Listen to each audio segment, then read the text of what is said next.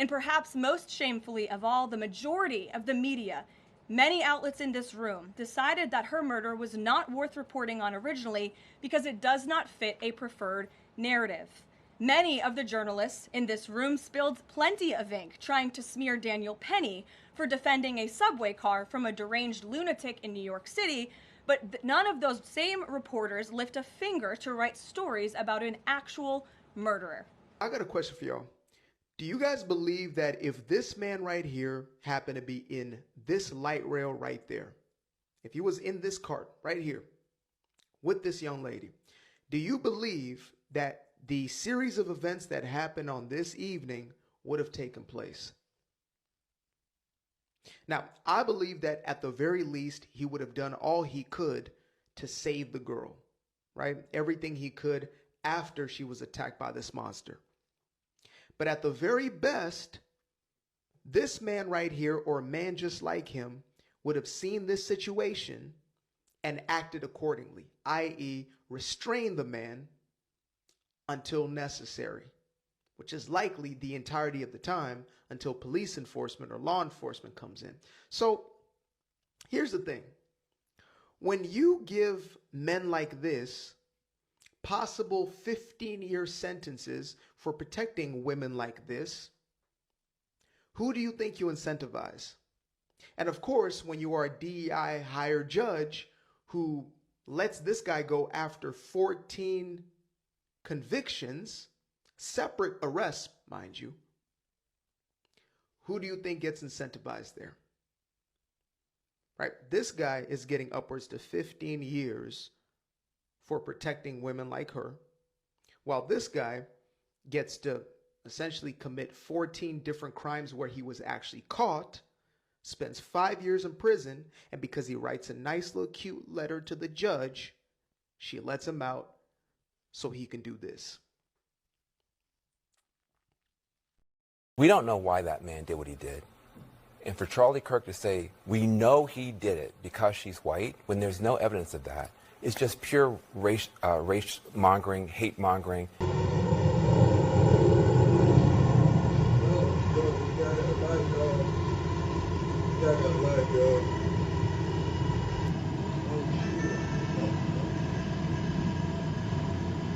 We don't know why that man did what he did.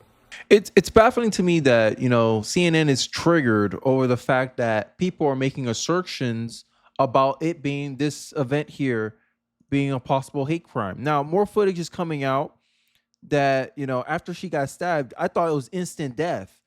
But, you know, people say, why didn't anyone help her? Why did they all watch her die? And this is why many people herald Daniel Penny a hero. Because these people here probably thought they'll be next if they intervene. And what incentive did the Democrats, the incompetent Democrats, put in our society, right?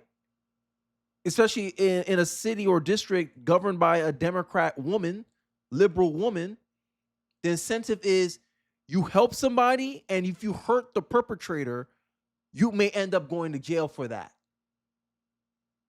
And the perpetrator who actually committed violent crimes, I send you a nice little letter and you let me out 14 times. 14 times. If you show me the incentive, I'll show you the outcome. When you punish a good Samaritan and an unfortunate circumstance happened and the homeless person ended up dying, the one that was threatening people's lives, it was an unfortunate circumstance, but the Good Samaritan stepped in to protect the lives of other people and inspired other people to also help him. But what happened when the opposite arrives? No one has enough courage to stop the man, even confront the man. Just let him wander off. He walked out of the light rail, allowing this woman here to die. And the left has the gall to sit here and pretend that crime isn't an issue. Wow. This is the Democratic Party, folks. This is the Democratic Party. And the fact, you know, I'm shout out to this Aquarius Wave. I think that's his name. When the hero is villainized and the villain is coddled. And I talked about this on my channel. The Democratic Party is practicing gentle parenting on criminals. Make that make sense. Make it make sense. And we're going to react more to Van Jones' commentary here. But I want to play a clip of, first, some of the ways that common sense has been lost on the Democratic Party, and also Charlie Kirk's response to Van Jones' criticism. Let's take a look. Well, first of all, as you aptly noted, that in the video, it's pretty clear that the attacker said, quote, "that white girl." Secondly, Van Jones, he puts race in almost every situation where it doesn't exist. For example, with the death of George Floyd, Van Jones repeatedly said that it was a racist attack. You know who didn't say that? Keith Ellison, who is the Attorney General of Minnesota at the time, said that race did not play any role in the actions that happened with George Floyd's death.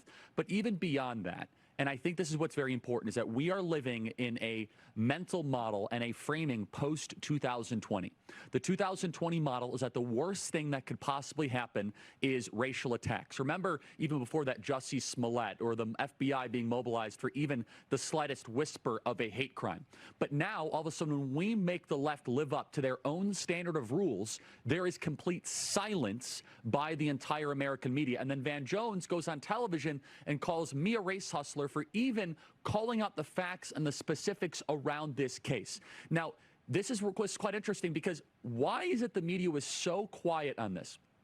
You got to wonder, Will, because if the roles were reversed, and I tweeted this out and I will stand by it, if a white attacker was minding his own business and a perfectly law-abiding black individual was minding her own business, and that white attacker took out a knife and was relentlessly hacking a law-abiding black girl, you and I both know, Will, this would be national headlines, and there'd be more than 0 headlines, as you pointed out on your show yesterday.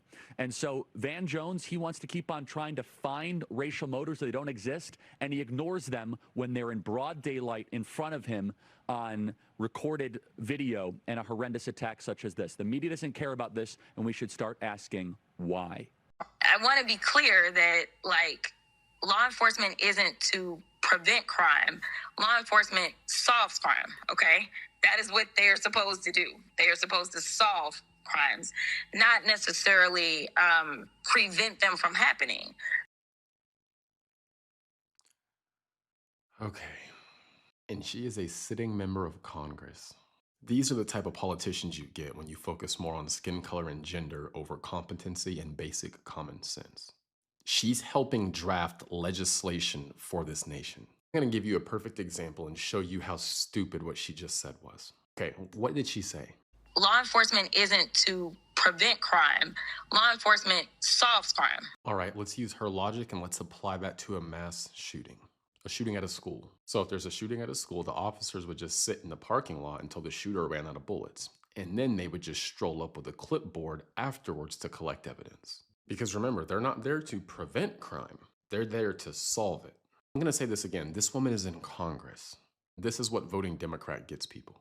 Guns off the street. What we got to do, if we really want to see homicides go down, is keep bad guys with guns in jail, because when they're in jail, they can't be in community shooting people. So when people talk about what we're going to do different, or what we should do different, what we need to do different, that's the thing that we need to do different. We need to keep violent people in jail. Right now, the average homicide suspect has been arrested 11 times prior to them committing a homicide.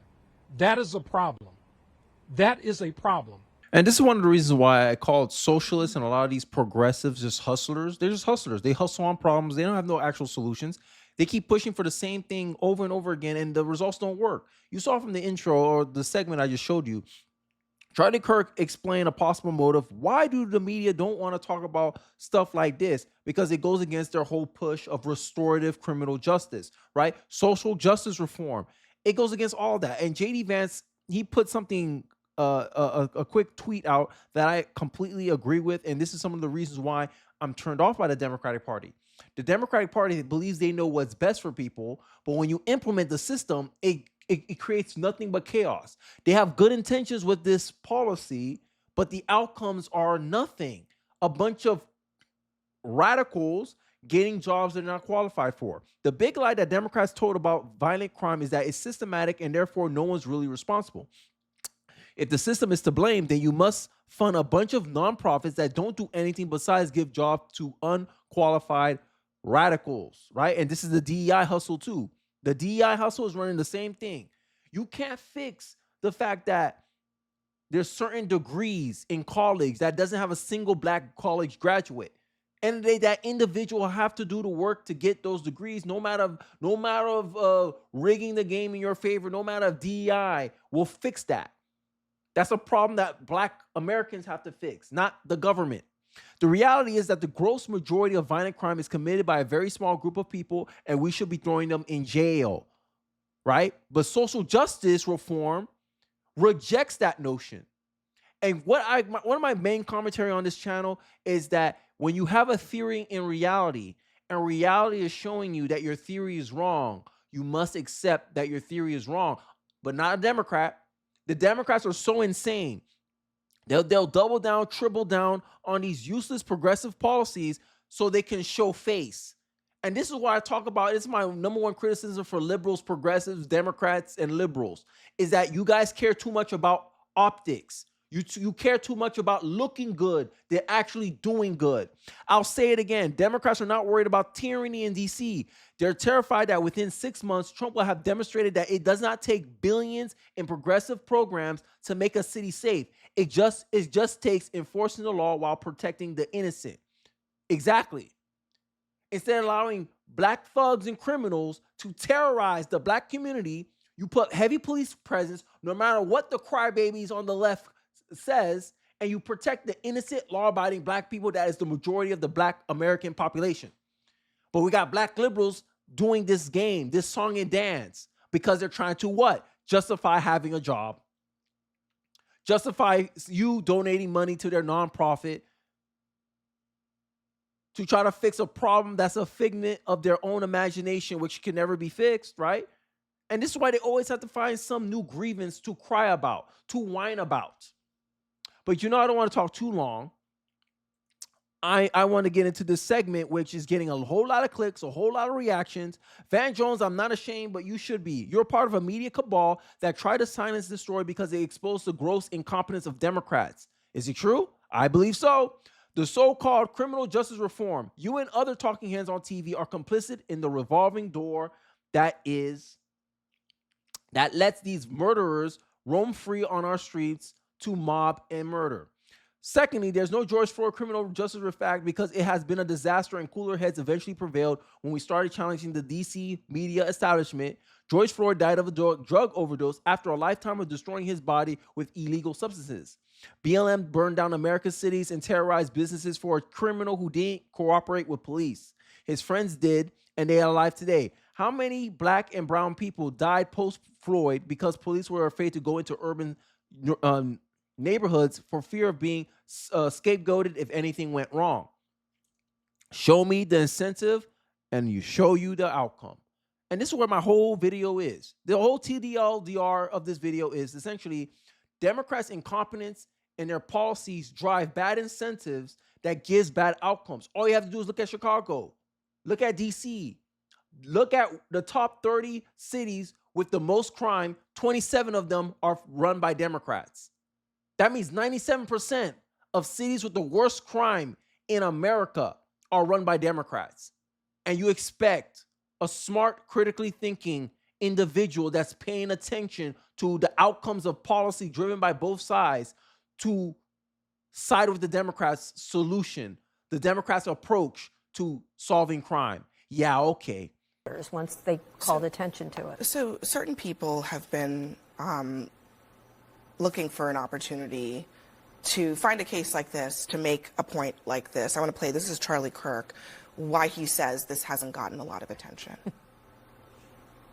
A white Ukrainian refugee was murdered just because she was white. Everybody knows that, obviously. If a random white person simply walked up to and stabbed a nice, law-abiding black person for no reason, it would be an apocalyptically huge national story used to impose national sweeping political changes on the whole country. Instead, Megan Basham, no one seems to care when a white woman gets stabbed to the death.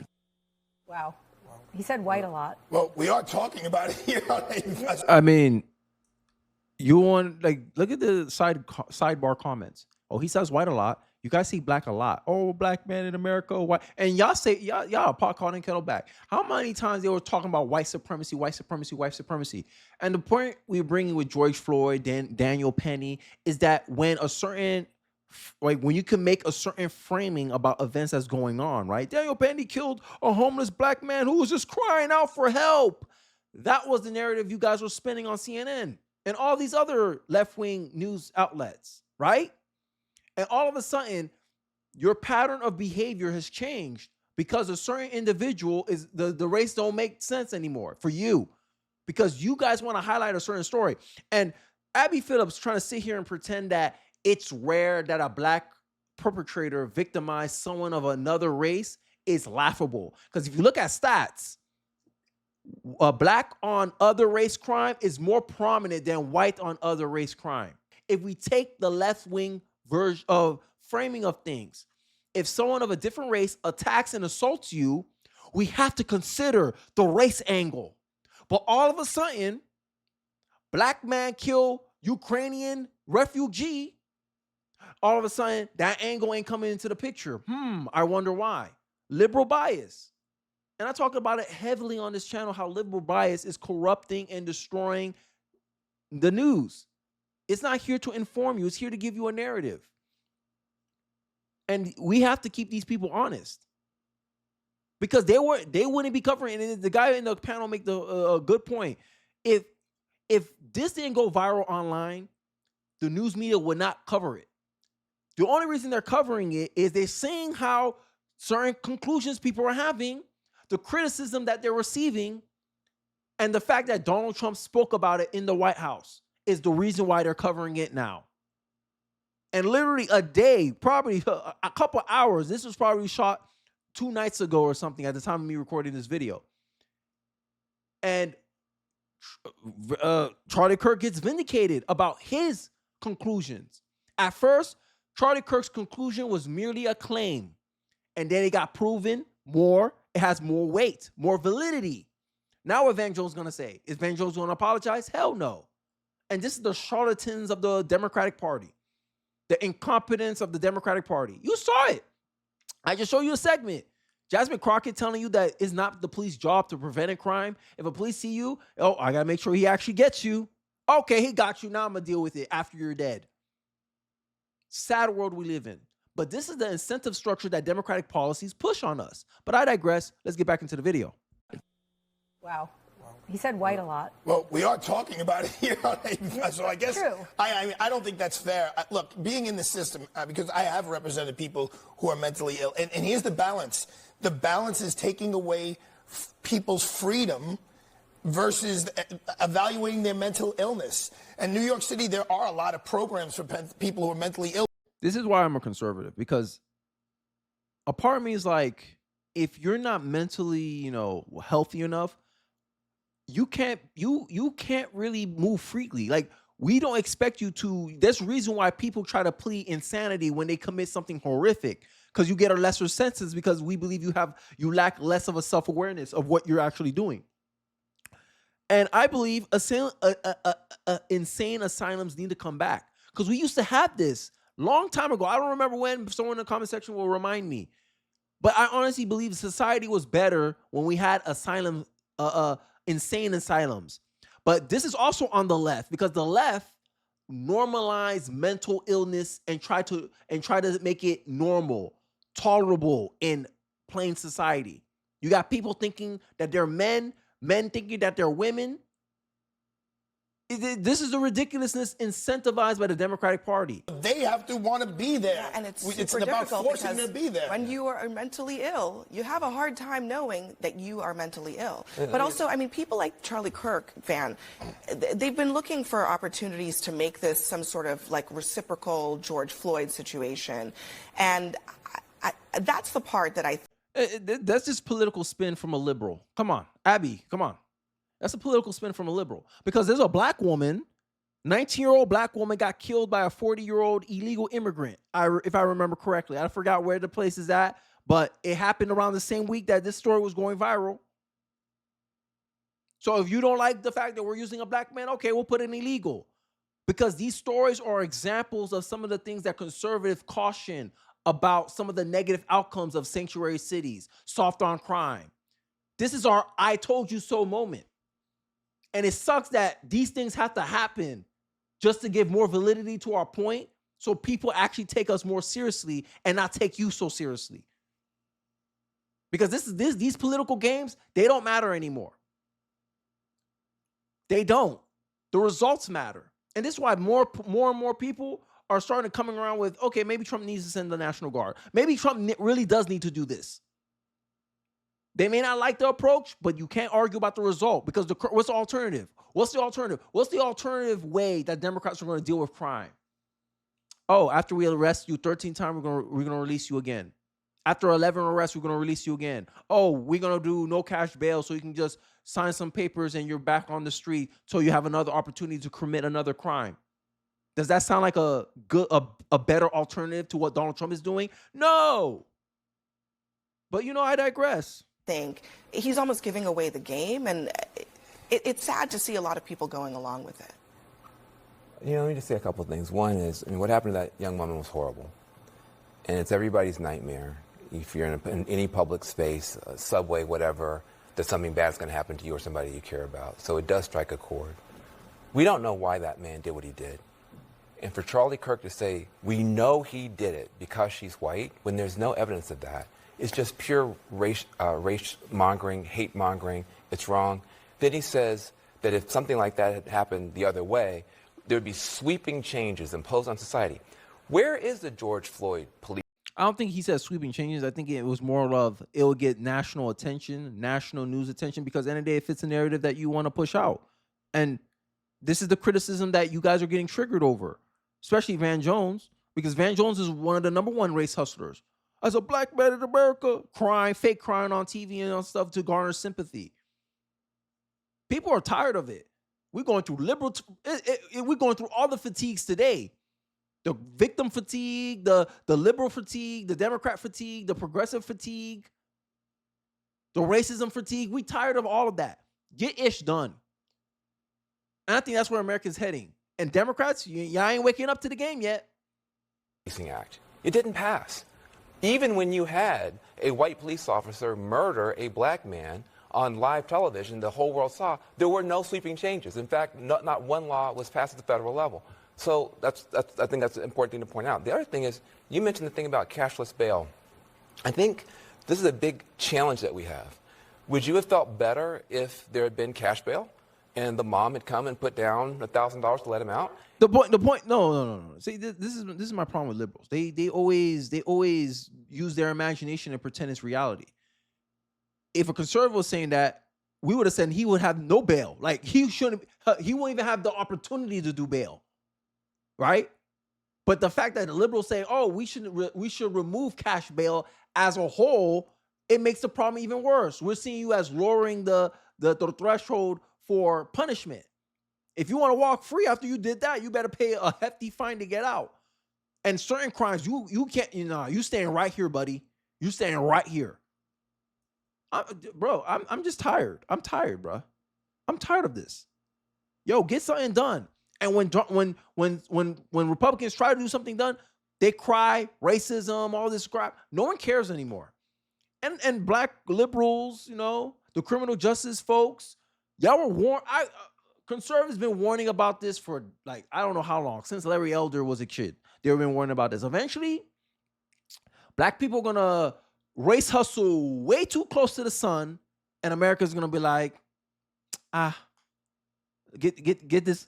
I ain't dying for you. I ain't dying just to not be called a racist. Nah, I don't care. My life is more valuable than being called names. And I think we're getting closer to that time. We're getting there. Give it 4 more years of Democrats pulling this crap. I think we'll get there. But let me know your thoughts and perspectives in the comment section, bro. Do you believe that CNN is triggered because of the fact that they're getting called out for their double standards, their lack of coverage, their lack of attention on this issue, to the point where they now have to be shamed to speak about this event? Let me know your thoughts and perspectives in the comment section below. I'd be interested to hear what you guys have to say. Don't forget to like, comment, subscribe. Please share this video if it's so inclined. It really does help me on the algorithm. And I'll catch you guys on the next one. Peace.